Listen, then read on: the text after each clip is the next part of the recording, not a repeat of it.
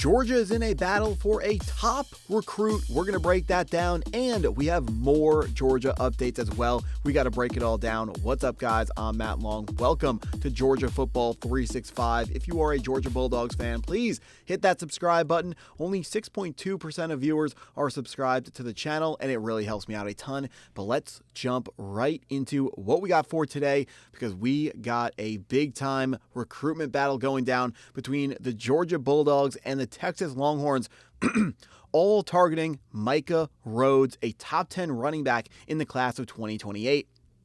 The Georgia Bulldogs have Canion Spell, the consensus #1 running back in 2027, already committed to the program, but we want to continue adding to an already pretty strong Georgia running back room, what will likely always be a very strong running back room for the Bulldogs because of the offensive line that we have every single year. And that's one of the things that Micah Rhodes brought up when talking about Georgia. He said their offensive linemen are like all over 6'7" tall. They just knock people down on their butts. That's what he loved about the Bulldogs.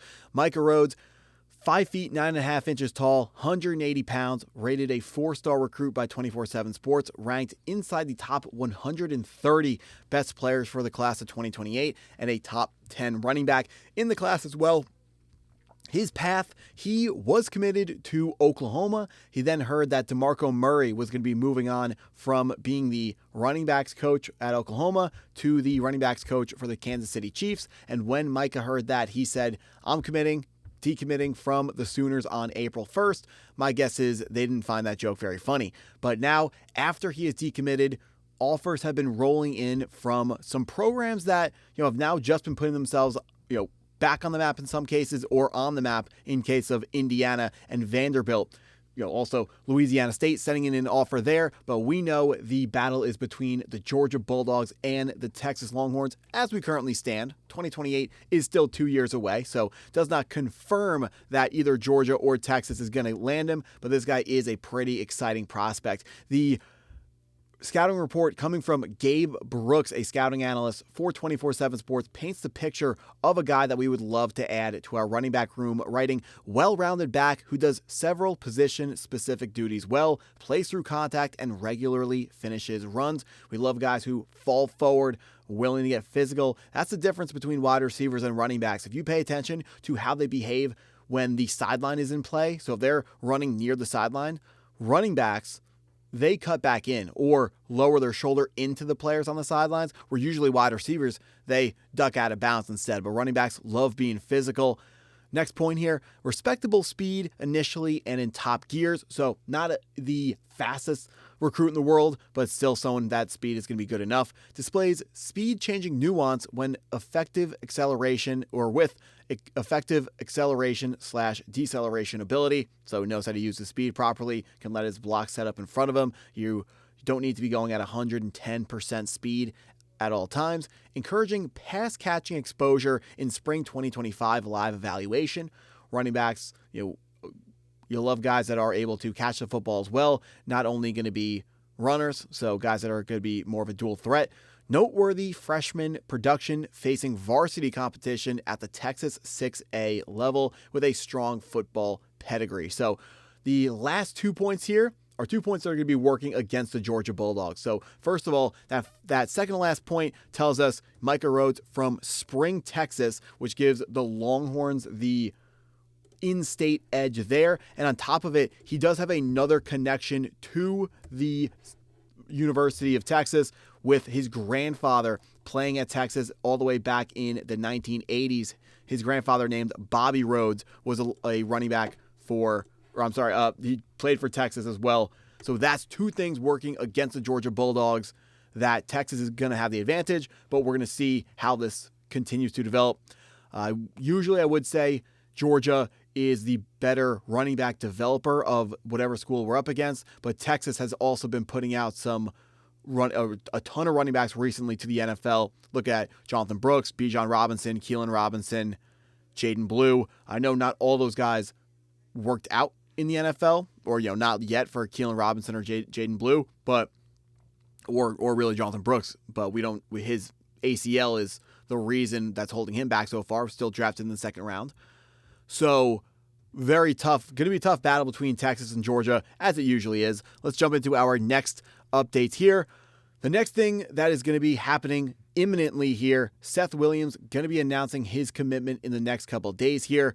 Still carries that crystal ball prediction to Clemson, but it's my understanding with all the information that I've been able to gather that Georgia is close to a 50-50 on this, probably closer to a 60-40, but usually these crystal ball predictions means just book it.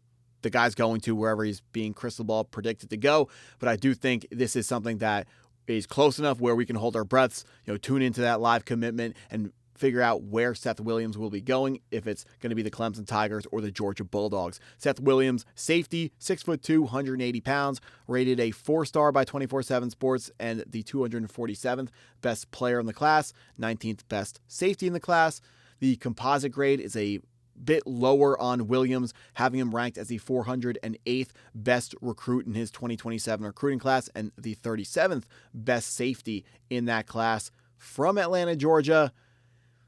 So we do, in theory, have that in-state advantage, but unfortunately, it does look like trending in the wrong direction right now, trending towards Dabo Swinney and Clemson instead of Kirby Smart and Georgia. But we got some more positive updates here with Asher Giotto booking 7 visits for this upcoming season to go visit some games. One of those 7 visits being the Georgia Bulldogs. The reason why I bring him up is he's so highly ranked that we got to bring him up, even if it's news as small as just a visit being scheduled, because Asher is a consensus number 3 player in the class of 2028. 24/7 Sports has him as the 6th best player, top 2 edge in the country, top 4 player in the state of Florida, which is insane that you look at that 24/7 Sports rating. Actually, look at both those rankings.